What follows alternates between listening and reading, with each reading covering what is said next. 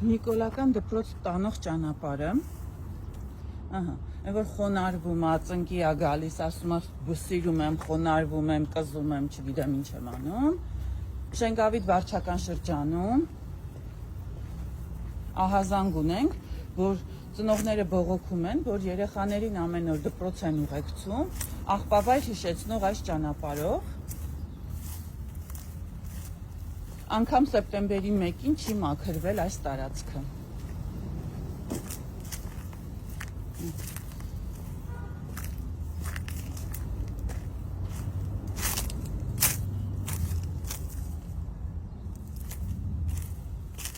Այս աղբավայրով երեխաները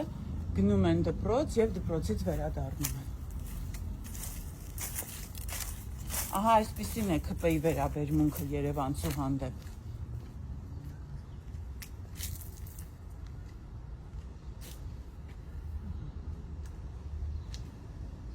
Երկու կողմն էլ աղբանոց, այլ Մովսես Գորգիսյանի անունը կրող դպրոցը։ Խայտառակություն, ՔՊ-ի դեմքը Երևան քաղաքում։